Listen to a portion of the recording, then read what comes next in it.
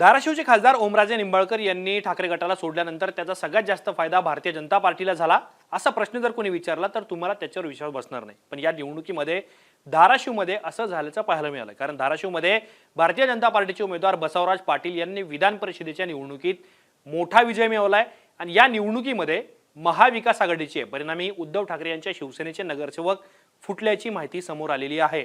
आणि जेवढे महाविकास आघाडीचे नगरसेवक फुटले आहेत त्याचा आकडा जर तुम्ही ऐकला तर तुम्हाला सुद्धा धक्का बसेल। त्यामुळे धाराशिवच्या निवडणुकीमध्ये काय झालेलं आहे, ओमराजे यांनी एकनाथ शिंदे यांच्या शिवसेनेमध्ये प्रवेश करण्याच्या मुळे तिथे कुणाकुणाची मतं फुटली, महाविकास आघाडीला कसा धक्का बसला आणि सगळ्यात महत्त्वाचं मी जे तुम्हाला सांगण्याचा प्रयत्न करतो आहे की ओमराजे यांच्या पक्षांतरामुळे भारतीय जनता पार्टीला या सगळ्या गोष्टीचा कसा फायदा झाला तेच तुम्हाला या व्हिडिओच्या माध्यमातून मी सांगणार आहे। नमस्कार, मी या ठिकाणी मुंबई तक मध्ये तुम्हा सर्वांचं स्वागत आहे।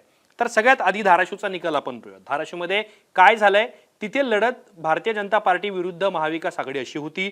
बसवराज पाटील जे औसाचे माजी आमदार आहेत त्यांना विधान परिषदेच्या निवडणुकीमध्ये उमेदवारी देण्यात आलेली होती, त्यांनी 844 मतं मिळवलेली आहेत आणि महाविकास आघाडीचे उमेदवार महेश देशमुख यांना केवळ 125 मतं मिळाली। म्हणजे एक प्रकारे 700हून अधिक मतांनी बसवराज पाटलांनी विजय मिळवलेला आहे। आता तुम्ही म्हणाल हा तर निकाल झाला, याच्यामध्ये काय वेगळी गोष्ट आली? वेगळी गोष्ट अशी आहे, तिथे महाविकास आघाडीची 238 हक्काची मतं होती आणि या 238 पैकी केवळ 125 मतं ही महाविकास आघाडीच्या उमेदवाराला मिळालेली आहे। या निमित्ताने प्रश्न निर्माण होतो की मग उरलेली 113 मतं गेली कुठे? याच प्रश्नाचं उत्तर तुम्हाला भारतीय जनता पार्टीच्या बहुमतामध्ये मिळते आहे, मताधिक्यामध्ये मिळतं आहे। याचे कारण असं आहे, महाविकास आघाडीचे धाराशिव मधले प्रमुख चेहरा किंवा तिथले स्थानिक खासदार ओमराजे निंबाळकर हे होते आणि ज्या वेळेला ते उद्धव ठाकरे यांच्या शिवसेनेला सोडणार आहेत, एकनाथ शिंदे यांच्या पक्षामध्ये प्रवेश करून ते एक प्रकारे भाजप प्रणित एनडीए मध्ये प्रवेश करणार असल्याची चर्चा सुरू झाल्या, त्यावेळेला बसवराज पाटील यांनी मतदानाच्या दिवशीच ओमराजे निंबाळकर यांचं महायुतीमध्ये स्वागत केलेलं होतं।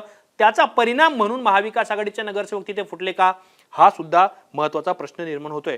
पण महाविकास आघाडीची परिणामी उद्धव ठाकरे यांच्या शिवसेनेची परिणामी काँग्रेस आणि राष्ट्रवादी काँग्रेस शरद पवार गटाची मतं कशी काय फुटली, त्यांची स्ट्रेंथ नेमकी किती होती ते सुद्धा मला तुम्हाला सांगायचं आहे। महाविकास आघाडीकडे एकूण 238 मतं होती, त्याच्यामध्ये काँग्रेसचे 154, शिवसेना ठाकरे गट 40 आणि राष्ट्रवादी काँग्रेस शरद पवार गट 44, म्हणजे एकूण 238 मतं ही महाविकास आघाडीची होती आणि त्यांच्या उमेदवाराला म्हणजे महेश देशमुख यांना केवळ 125 मतं मिळालेली आहे।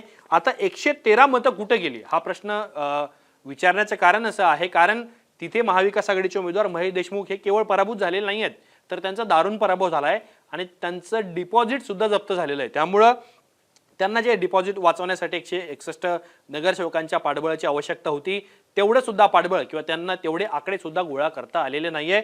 125 त्यांना केवळ मतं मिळाली। त्यामुळं भारतीय जनता पार्टीला जर विचार केला तर भाजपला 844 मतं मिळालेली आहे, जी भाजपच्या अपेक्षेपेक्षा फार जास्त आहे आणि अतिरिक्त जी मतं भाजपला मिळालेली आहे, म्हणजे इकडे 113 मतं कमी आहेत महाविकास आघाडीच्या टालीमध्ये, ही मतं भारतीय जनता पार्टीकडे गेली का, ही कशी गेली?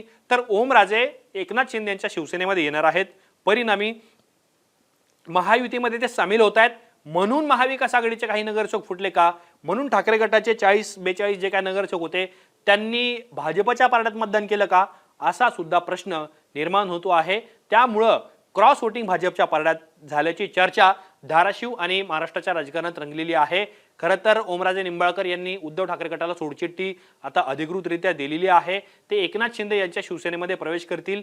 पण जी जागा भारतीय जनता पार्टीला सुटलेली होती धाराशिव विधान परिषदेची, तिथे महाविकास आघाडीच्या नगरसेवकांनी क्रॉस वोटिंग करून एक प्रकारे भाजपला मदत केल्याचं पाहायला मिळालंय, म्हणजे अशी चर्चा सुरू झाली। याच्या मागचं जे कारण आहे ते ओमराजे आहे, ओमराजे यांचं पक्षांतर आहे, ओमराजे यांच्याबद्दल सुरू असलेली चर्चा आहे, एकनाथ शिंदे यांच्या शिवसेनेमध्ये ओमराजेंनी केलेला प्रवेश आहे, त्याची त्यांनी केलेली घोषणा आहे। सोबतच भारतीय जनता पार्टीने पडद्यामागून ज्या रणनीती आखलेली होती किंवा जे डाव भाजपने टाकलेले आहेत, अर्थात ते आहेच, पण अतिरिक्त मतं जी भाजपला मिळालेली आहे त्यामागे ओमराजे यांचा पक्षांतर आहे का, हा सुद्धा महत्त्वाचा सगळ्यात प्रश्न आहे। त्यामुळे या सगळ्या प्रकरणाबद्दल तुम्हाला काय वाटतं, तुमची मतं आम्हाला कमेंट बॉक्समध्ये नक्की सांगा आणि असेच माहितीपूर्ण व्हिडिओ पाहण्यासाठी मुंबई तकच्या YouTube चॅनलला सबस्क्राईब करायला विसरू नका।